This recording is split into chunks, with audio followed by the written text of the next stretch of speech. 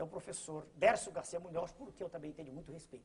Mas eu não tenho compromisso com nenhum dos dois de dizer que um deles é o ministro. Em nenhum momento, não há esse compromisso estabelecido. No decorrer do processo, pode ocorrer de um deles dizer, não, doutor Enéas, é melhor escolhermos uma outra pessoa, eles mesmos.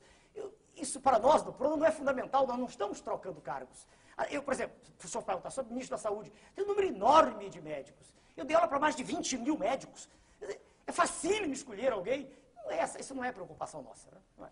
Doutor Enéas, nós vamos fazer um pequeno intervalo e nós voltamos daqui a pouco com nossa sequência do Roda Viva Especial, entrevistando o doutor Enéas Carneiro, que é o candidato PRONA à presidência da República. Nós voltamos já já.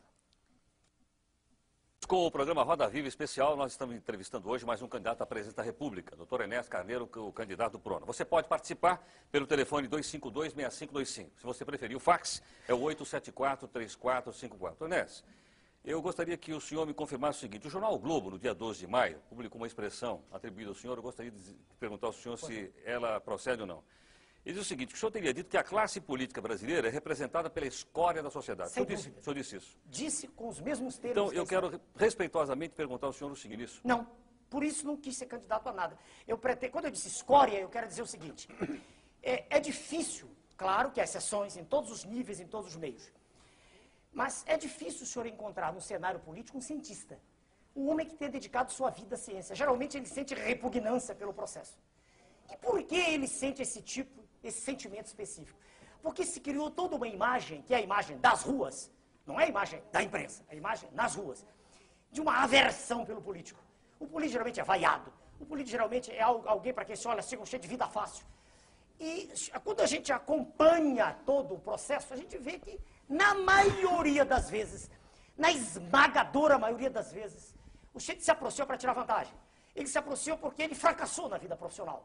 Ele não é um indivíduo que tenha tido uma carreira com brilho naquilo que faz. Doutor Enéas, desculpe, nós temos aí concorrendo o maior líder da história do Brasil, que é o Lula, e um brilhante atual de nível internacional, que é o Fernando Henrique. Muito bem. O senhor me obriga a caracterizar de modo pessoal, que eu não gosto de fazer, mas quando o senhor diz líder, perdoe-me, se o Partido dos Trabalhadores tem uma estrutura de pensamento tão forte, por que na sua linha de frente, para o cargo máximo da nação, ele apresenta uma pessoa, não tem nada em particular com esse senhor, mas que é uma pessoa sem preparo? Como sem preparo? O por preparo favor. Só se adquire na academia? Exatamente. Chegaremos lá. De preparo isso não faz se limita sentido. ao sábio. Não, preparo. Eu nunca disse que era sábio, senhor. Não digo isso. Eu sou um estudioso de ciência. Veja bem, quando eu digo sem preparo, vamos ser claros, todos nós. Existe uma mística que é criada no sentido de proteger o cidadão A, cidadão B. Por favor, o que é preparo? Preparo adquire-se de modo formal nas escolas. Eu não consigo aceitar, eu me sinto muito, um minutinho, hein? Senão, deixa eu terminar a expressão, o senhor tem todo o direito de redarguir. Se as escolas não servem para nada, para que elas foram criadas? Não, quem disse que não serve? Isso é um minutinho. Então, se o curso primário, o antigo... As escolas brasileiras hoje servem muito pouco. Bem, eu não fiz a escola atual, senhor. Eu fiz há 50 anos atrás. Sim, mas o senhor concorda que hoje elas servem muito pouco, né? Elas servem pouco, mas é melhor a escola do que a não escola. Permita-me só terminar o pensamento aqui. Se eu não consigo entender que se lance a candidatura da República, não consigo entender. E que haja um aplauso de um grupo, né, a uma pessoa que nunca estudou, que se exprime com muita dificuldade, em linguagem falada ou escrita, e que, perdoe-me, fala do que ouve. Eu não conheço nesse senhor, né, candidato do PT, nada que nesse período todo de 79 me tenha impressionado no que concerne alguma análise profunda de questões sérias. Eu nunca vi isso. Eu não sei como uma pessoa que nunca educou ninguém pode falar de educação, eu não entendo. Agora, se o senhor diz que eu estou ofendendo, eu não estou ofendendo, fazendo um diagnóstico. Você está mostrando um preconceito absurdo. Não, não é preconceito. Veja o senhor, para dirigir um avião, exige-se um curso de treinamento. Não há nenhuma dúvida. Para dirigir uma escola, exige que a pessoa tenha um diploma. Para ser presidente da República, não se exige nada. Exige que seja um cidadão que tenha legitimidade no seu poder, que tenha o apoio da sociedade. Desde que esse apoio seja manifesto, não dessa forma que é. Como dessa forma? Metade da população se diz insatisfeita, 56% são as estatísticas.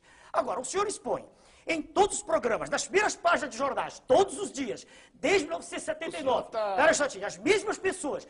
Os senhores e tem as suas razões para isso, os senhores têm todo o direito de ter seus candidatos.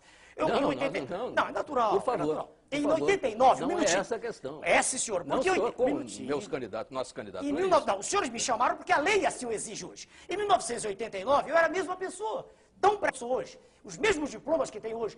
Nunca houve um órgão de comunicação, nunca não. O senhor Jô Soares me chamou, me deu essa oportunidade. Mas ninguém se interessava, era uma pilhéria. Eu era um motivo de jocosidade, era uma figura para os senhores histriônica. Estou falando em geral.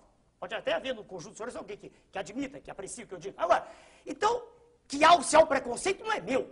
O que é que deveria fazer a imprensa quando vê um médico que trabalhou a vida inteira, que ensinou a vida inteira, que formou jovens, que nunca chegou atrasado ao seu curso, que deu exemplo de cidadania formando pessoas, que se dedicou sempre ao trabalho e não fazendo greves, estudando e trabalhando? Por que a imprensa não foi perguntar para mim o que eu pensava em 89? Por que, um minutinho, porque só 5 anos depois, quando eu provei de modo categórico que não queria pertencer ao sistema, por que só 5 anos depois a imprensa se interessou? Dê-me uma razão. Eu dizia as mesmas coisas. Qual é a vantagem que tem o cidadão que educou, formou, etc. Então, um operário comum, não estou me referindo ao aluno, um operário que educou os seus filhos, que ensinou os seus filhos, que trabalhou a vida inteira e que fez greve também, que é constitucional, perfeitamente constitucional. O seu viés autoritário transforma a greve num pecado mortal. Está na Constituição. A greve é um direito inalienável do trabalhador. Eu nunca disse o contrário, está no manifesto do meu partido.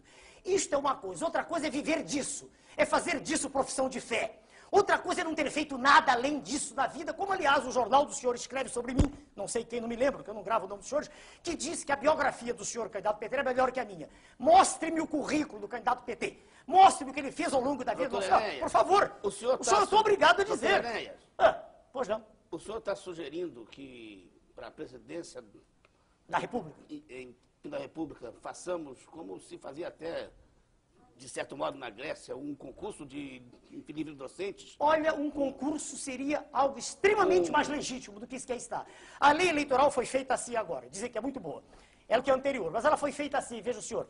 Ela dá a um candidato 7 minutos de exposição, apesar de estar todos os dias nos jornais. Dá outros 5, 6. Eu terei 1 minuto para expor.